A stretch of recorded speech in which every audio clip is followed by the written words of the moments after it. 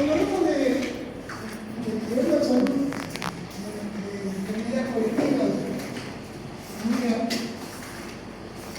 habíamos dicho que utilizamos instrumentos gráficos, instrumentos tablas, instrumentos estadísticos, instrumentos indicadores.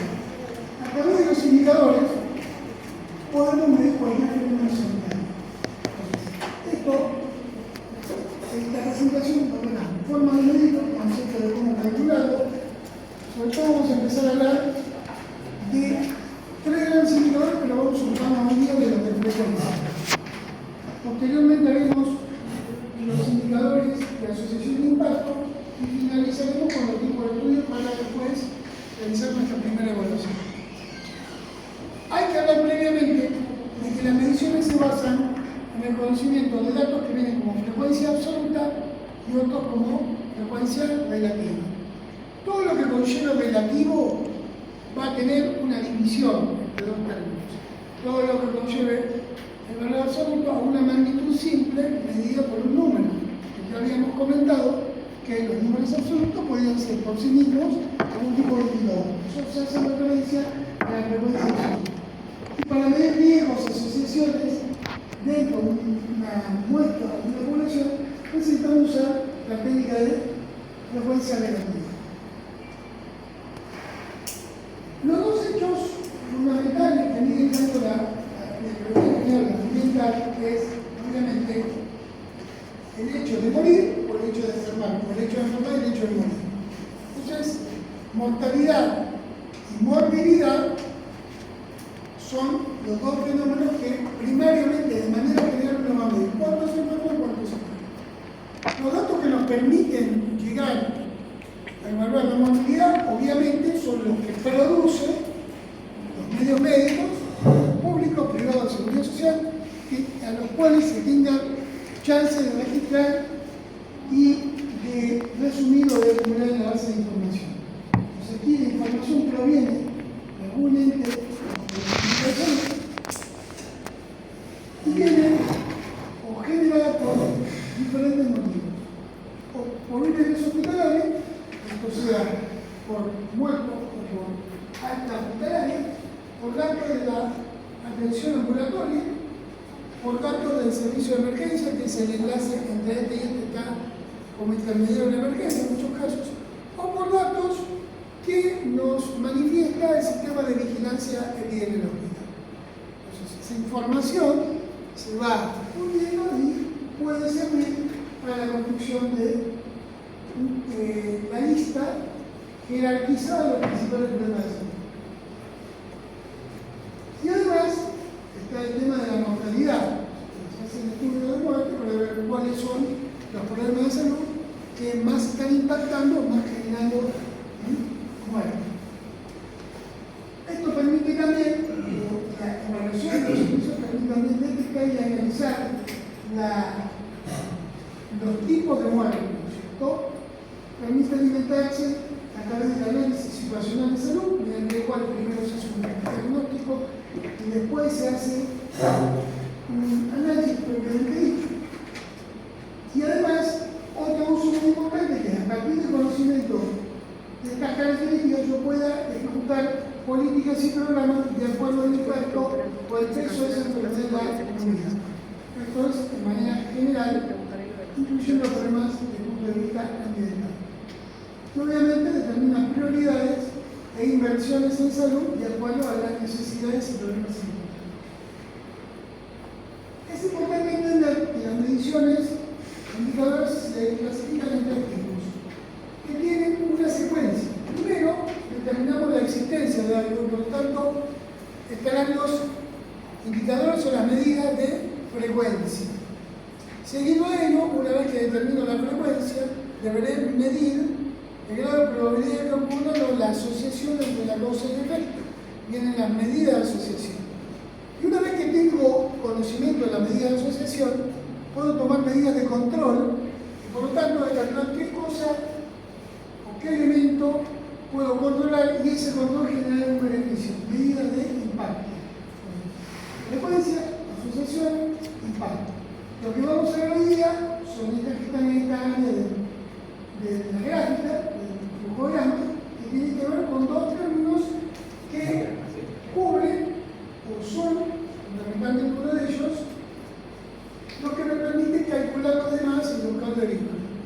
la incidencia y la prevalencia. Entonces, las medidas de frecuencia con las que contamos son las medidas de prevalencia, carga de la enfermedad, y las medidas de incidencia, dinámica, velocidad del proceso y riesgo. Vamos primeramente con las medidas de prevalencia. Miren todos los eventos que ocurren. Ustedes recordarán que cuando cursaron medicina social 2, muchos hicieron algún tipo de trabajo científico de investigación, ¿cierto? La mayoría optó por un modelo en el cual se llamó estudio de coste de prevalencia, ¿cierto? Ese estudio lo que trata de determinar si el problema que ustedes presuponen por una hipótesis existe o no, o qué tamaño tiene. Bueno, el fundamento de entender la prevalencia es como tener una fotografía actualizada de algo y ver qué peso específico, qué magnitud tiene ese problema o evento en un momento determinado. Entonces, la prevalencia está constituida por un indicador en el cual necesitamos variables. La variable principal son los casos. Casos totales. Por eso dice ahí antiguos y nuevos. Para medir un elemento de manera global, a nivel, necesito toda la información del problema. Y también es conocida como prevalencia instantánea, prevalencia de periodo. ¿Por qué? Porque esta prevalencia hay dos formas de calcularla y una se usa más que otra. Ahora lo vamos a explicar. Si ustedes leyeron algún paper o algún libro que tenga el idioma inglés, bueno, la palabra es muy parecida a prevalence o prevalencia equivalente. Entendido esto, podríamos dar un ejemplo en general. ¿Cómo se construye la prevalencia? Por el número total de casos sobre, en un lugar, en un tiempo determinado, sobre el total de sujetos que habitan o estuvieran en ese mismo territorio. En este caso, la variable de análisis es el hábito tabáquico, fumar, y dos grupos diferenciados por el sexo, y además cada grupo diferenciado por el grupo de edad. Pueden tener mujeres y hombres, diferenciados por un grupo de 16 a 44, otro de 45 a 64, y en los cuales tengo tres categorías. Personas que no fuman, personas que dejaron de fumar y personas fumadoras. Si tuviera que calcular el modelo de prevalencia, voy a necesitar la información que cumpla, por si acaso, ¿qué tipo de tabla es esta?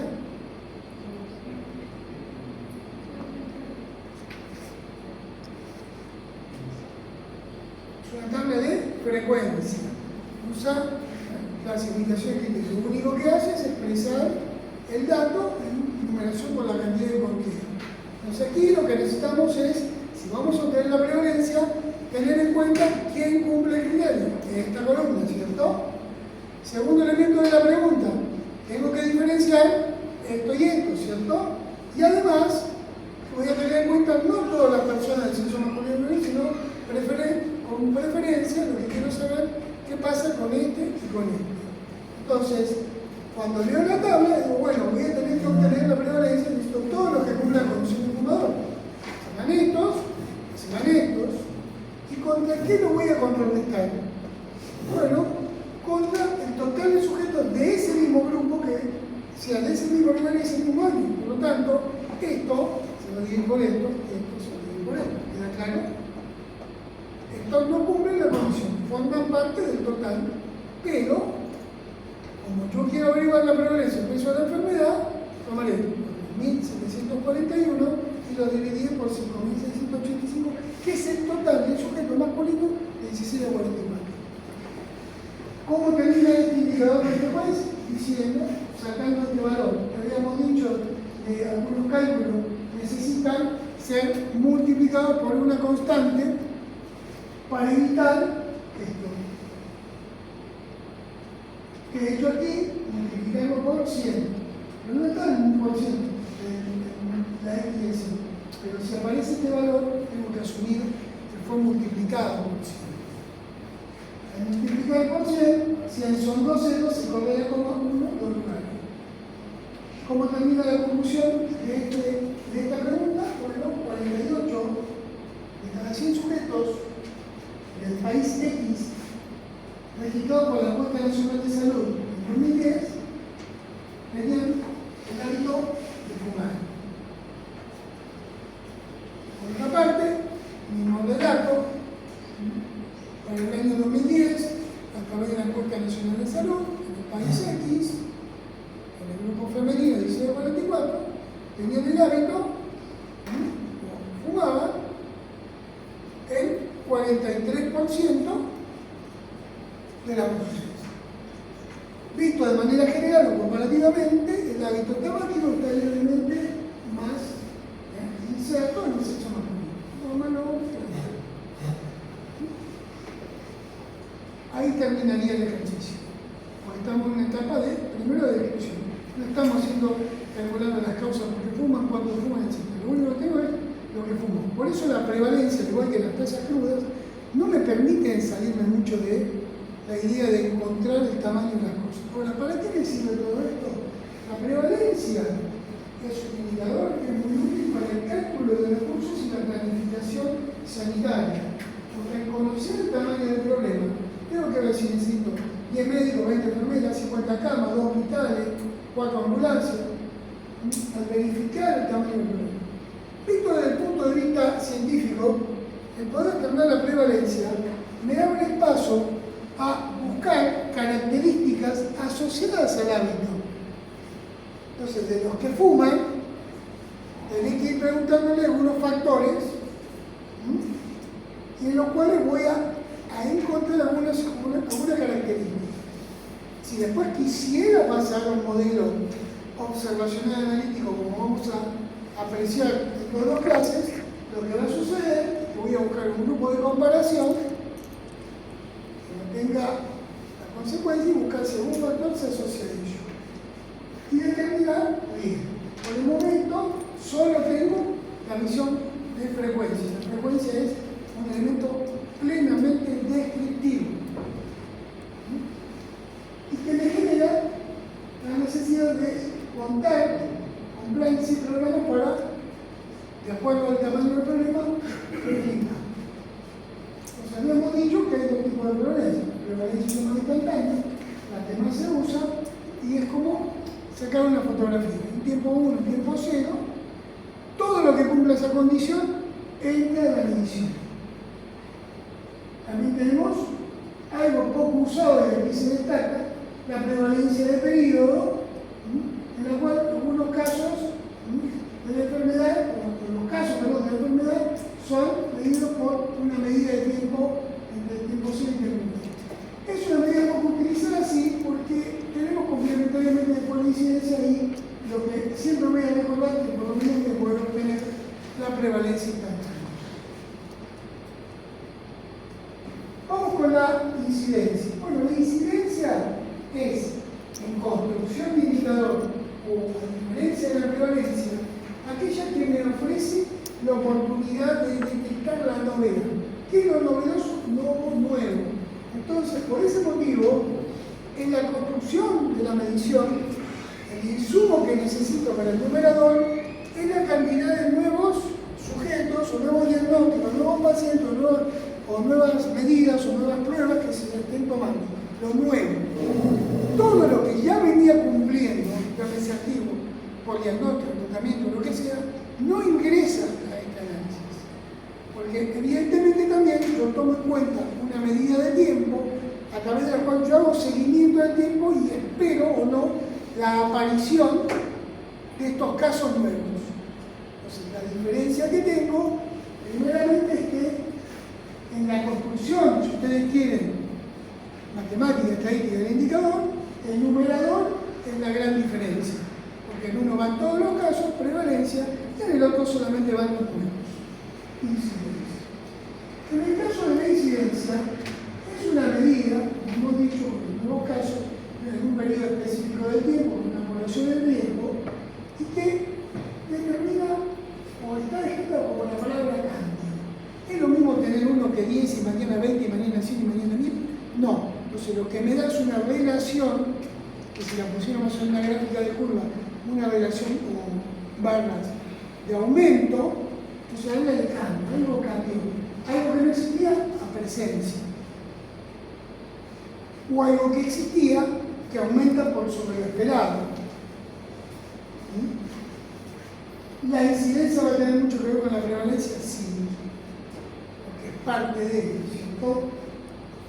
El otro elemento importante de los nuevos casos y cambios que me permite explicar la incidencia es medida de riesgo. Y al ser una medida de frecuencia relativa, es la que me permite comparar un mismo fenómeno en diferentes momentos, digamos, del tiempo, en una misma población o en diferentes poblaciones en un mismo momento. Aunque una tenga 1.000.000 y otra tenga 100.000. O sea, la medida de comparar el riesgo contra un problema es utilizar la incidencia. Porque si ustedes tomaran solamente los casos absolutos, ya hemos dicho que como indicador no funciona, no aplica. Y la incidencia es la medida de riesgo. Por último, la velocidad. Algo que ya un poco adelanté, ¿no es cierto? Si un día empiezo con un caso, mañana tengo 20, a los 2 días tengo 50, después 1.000, 10.000 y se va para arriba, eso habla que hay una dinámica que está representada por el aumento de casos nuevos. Lo mismo cuando uno toma en cuenta eso, declara el alerta o la epidemia o brote, la interviene con alguna medida de apoyo a los que atienden y detectan casos y a las medidas generales poblacionales, y por ahí en algún momento hasta que se agota, empieza a bajar, empieza a disminuir. Entonces la velocidad se redujo, menos casos, hasta que o se estabiliza en un nivel parejo, que es el esperado, el habitual, o tiende a cero. Se llamaría control, ¿no? La incidencia la podemos medir a través de lo que conocemos como incidencia acumulada o la llamada tasa de incidencia o densidad de incidencia. Pero doctor, suena lo mismo, ya lo sé. Pero en el caso de diferenciar ambas, el numerador no es el problema, porque en el numerador va lo mismo, va la cantidad de casos nuevos. El denominador es el problema. La incidencia acumulada, que es lo que más habitualmente usamos, es comparar el evento, la presencia de nuevos casos, con el total de población del mismo lugar y del mismo tiempo que estamos midiendo esos casos, que pudieran enfermarse. O sea, mide el riesgo de que todo el mundo tiene la misma posibilidad y cómo se mantiene. En el caso de la tasa de incidencia o densidad de incidencia, lo que se observa es un mayor seguimiento del tiempo, y este seguimiento por los tiempos individuales de los casos observados se transformará en un valor numérico que va en el denominador. Mientras en el de arriba va la población que puede absorber la enfermedad, en el otro va la sumatoria individual de los tiempos de las personas que estoy siguiendo. Lo vamos a ver con algún ejemplo. Entonces, la llamada proporción de incidencia acumulada, proporción porque multiplica por 100, pero esto sabemos que se puede ajustar, se calcula utilizando un periodo de tiempo durante el cual vamos viendo si van apareciendo nuevos casos de un problema que nosotros preveemos. La cantidad de sujetos que desarrollan la enfermedad, que son diagnosticados, confirmados, porque después vamos a ver que cuando se hace vigilancia, un tema común también para ambas materias, tanto epidemiología, cuando se hace vigilancia, no alcanza con decir me parece o soy sospechoso. Por si acaso, se necesita un nivel de confirmación diagnóstica. Lo recuerdo porque cuando se habla de sospechoso, sigue siendo sospechoso hasta que se confirma o se descarta. Entonces, lo que confirma esto es que dice, bueno, todos los casos de la enfermedad de las cuales confirmo se van a evaluar contra la población que desde un inicio tenía la probabilidad de enfermar. Por lo tanto, mide el riesgo de padecer la enfermedad, de desarrollar la enfermedad. ¿Cómo se construye? El número de casos, tiempo determinado y lugar sobre población en riesgo de padecer.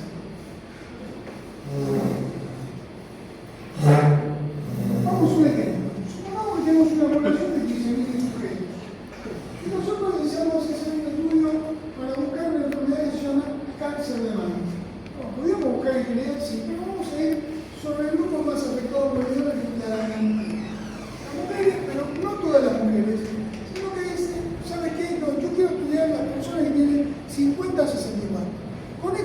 información inicial. ¿Puedo calcular algo?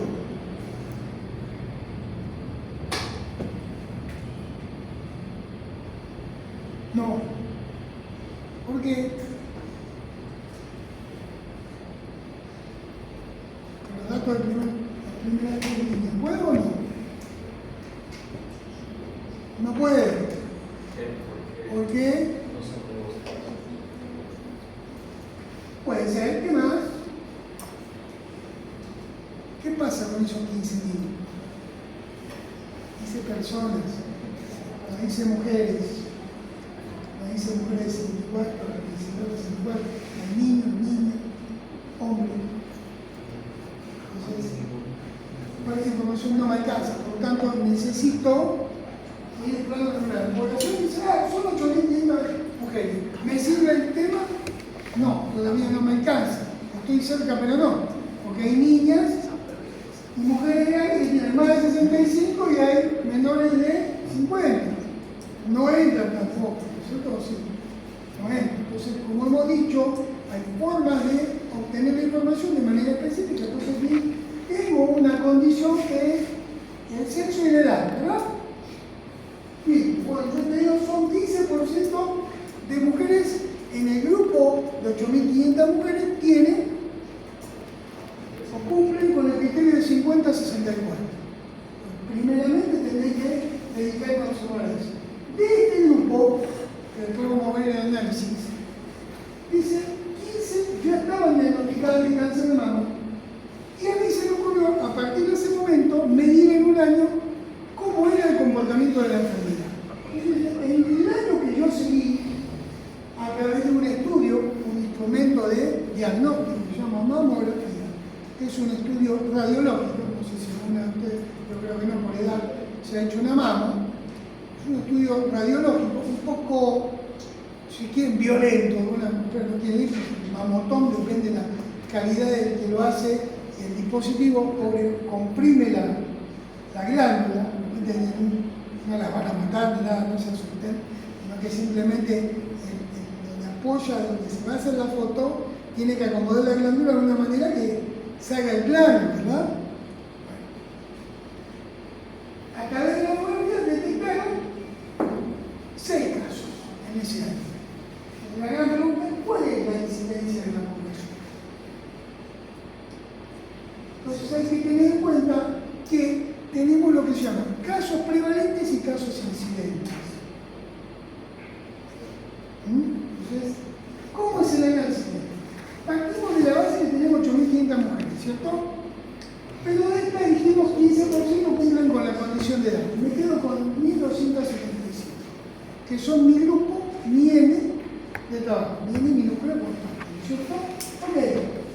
De estas dije, después, al evaluar, al arrancar, ya 15 tenían la enfermedad. Y obviamente tenían mujeres en riesgo. ¿Por qué me quedo con 1.260?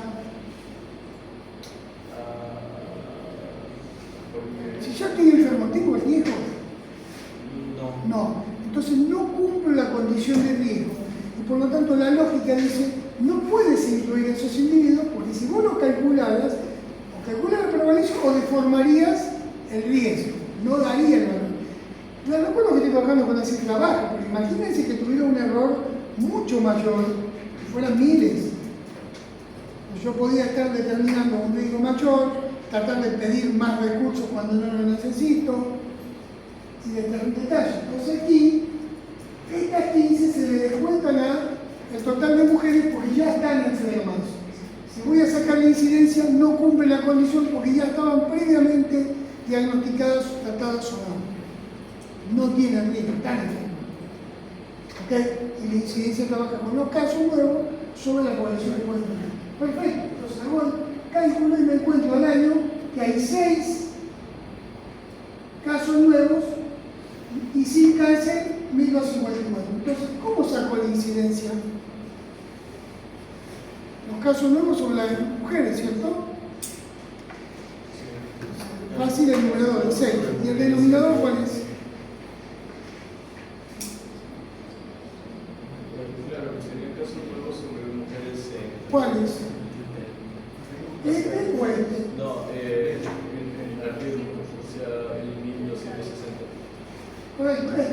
porque esto es al final. Entonces, si esa curva 6 sobre 1200, ¿qué valor me da, no? Incómodo, ¿no? ¿Cuánto nos vamos a acordar si aparecen todas esas cifras? ¿Qué dijimos? Que las tasas se pueden ajustar, los indicadores por razón se pueden ajustar utilizando un multiplicador, factor de 10, que me permita, por lo menos, que esto sea mínimamente esto. O sea, aquí, lo que hicieron, cuando vean este simbolito, que se multiplicó por 1000. Entonces, 1000 tiene, ¿cierto? Sale 4 puntos, no, sería 48.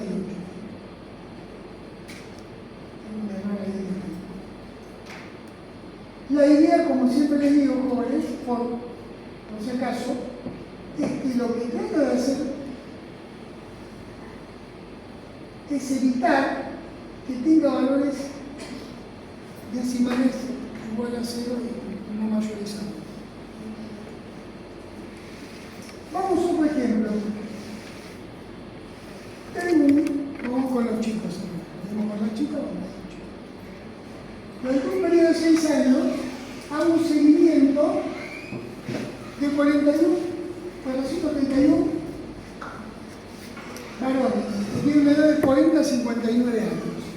Y lo que fui a medir con una condición también que, además de la edad, de ser varón, tenían que tener colesterol cero y tensión arterial dentro de lo llamado normal o fisiológico. ¿Okay? Si no, no entra la medida. Ni tiene de inclusión ni tiene de exclusión, ¿cierto? Y voy a buscar la presencia de cardiopatía isquémica, cardio, corazón, pacos, isquemia, privación de oxígeno, ¿cierto? Entonces, el grupo de enfermedades que se las considera con cardiopatía isquémica es la enfermedad coronaria, ¿cierto? La que alimenta la vascularización del músculo estriado, cardíaco estriado automático, ¿verdad? Entonces, ¿qué encontré? Registrando 10 casos de la enfermedad en ese periodo. ¿Qué es lo que hago? Estos 10 casos son mis casos incidentes, son números absolutos. Para calcular el riesgo, este número de casos nuevos lo tengo que usar de numerador. Y los 431 que tuvieron la consulta y que podían tener este problema son los que conforman mi población de riesgo, denominador, multiplicado por un valor 100 en este caso. Y me da 2.3% en 6 años. O sea, el riesgo de tener cardiopatía isquémica siendo valor de 49 años durante cada 6 años es que lo tengan 2 varones cada 6 años. 2 varones, es decir, cada 6 años. ¿Queda claro? Acá sí digo riesgo, probabilidad. En los otros casos no.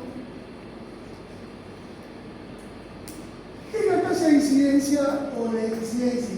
Bueno, es otra forma de calcular la dinámica de la enfermedad, solo que la referencia va a ser por persona tiempo, persona año, por la cual no podría establecer una relación dinámica a lo largo de un periodo de tiempo parecido a la incidencia, solo que, como hemos dicho, voy a utilizar el tiempo de los casos seguidos, cuánto fue los tiempos de seguimiento de esos casos, y los deberé sumar a cada uno de ellos. Por eso a veces es tan dificultoso. Para tener la información completa es porque necesito hacer seguimiento y tener el tiempo de duración de la enfermedad o de los casos hasta que aparece la enfermedad de cada uno de los que se presenta.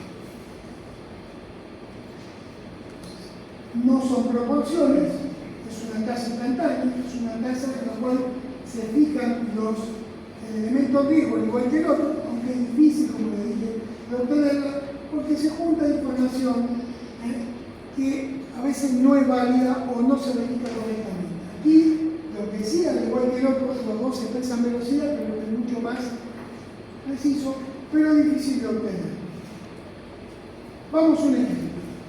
Supongamos que yo me tomo este periodo de tiempo para hacer un seguimiento también de varones antes, pero con la condición de que todos, fíjense, ya fueron enfermos de tuberculosis y que se han curado. Y lo que voy a ver en este periodo, si alguno se volvió a enfermar, o sea, una segunda infección de tuberculosis, ¿se puede enfermar segunda vez de tuberculosis? Sí, estoy escribiendo, inventando. Por eso no hay que desconfiar, porque está escrito, a menos que le diga que es una mentira, vale, ¿cierto? Tengan temor de lo que leen, ¿ok?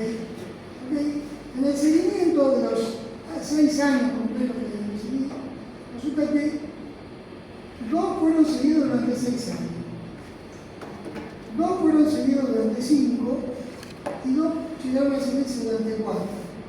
Esos tiempos parciales que conforman lo que van a ser estos 6 individuos van a formar parte del denominador, porque son el tiempo de seguimiento que se le hizo a cada uno de ellos.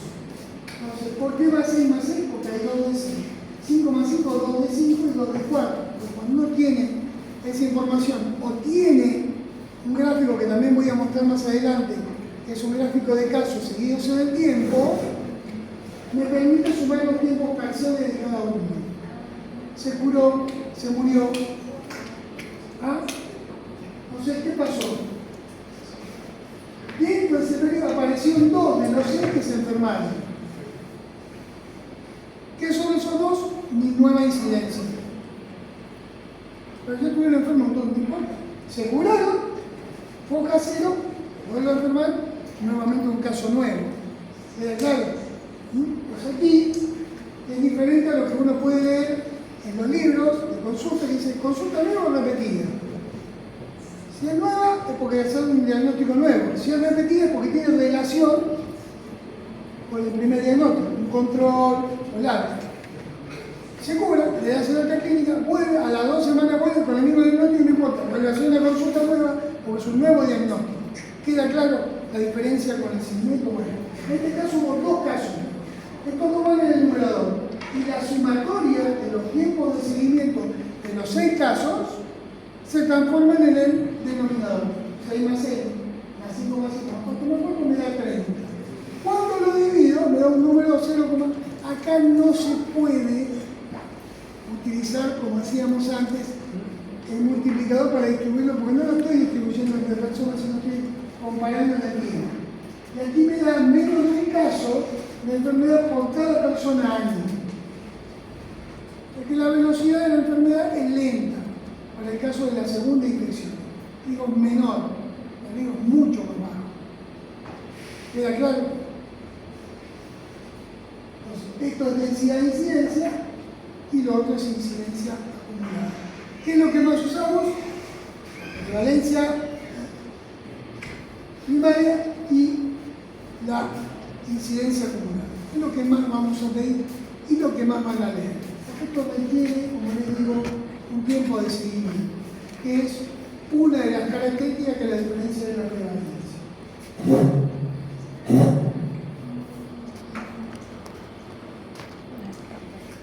Relación incidencia-prevalencia. Esto aparece en multiplicidad de presentaciones en un libro de Pat Bonita de epidemiología. Y ahora, bueno, si yo tuviera que comparar el problema de un recipiente con cierta cantidad de líquido, en el cual cumple una condición, todo lo que conservo en este recipiente se llama prevalencia, todo lo que tengo hasta ese momento, ¿verdad? Todo lo existente. Y esta prevalencia puede ser modificada porque le pongo líquido nuevo, casos nuevos, casos incidentes. Aumentará la prevalencia, ¿okay? Entonces, uno de los factores que modificará la prevalencia es la incidencia. El otro factor que afecta a la prevalencia es lo que dure la enfermedad. Y duración significa o se curó o se murió, pero duró. ¿Okay? Entonces, la relación entre ambas es la duración de la enfermedad y la incidencia. Dicho de otra manera, los determinantes de la prevalencia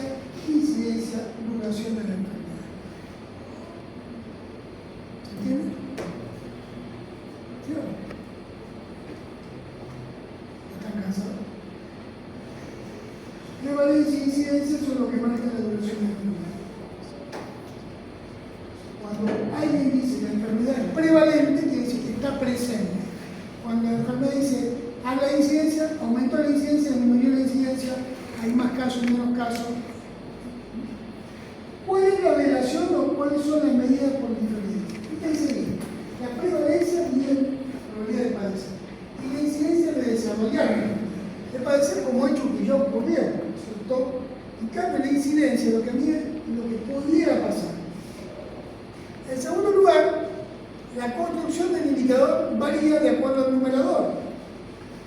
¿Cierto o no? Ambos utilizan la población que está bien, ¿cierto? En el caso de la prevalencia, uso toda la información que existe. Lo que ya sé y lo nuevo que se aparezca en el tiempo que estoy midiendo. En el caso de lo incidente, solamente me dedicaré al registro de lo novedoso, lo nuevo. Por otra parte, si aquí estoy contando con todos y hago un corte en el tiempo, con la prevalencia, no hay seguimiento de paciente.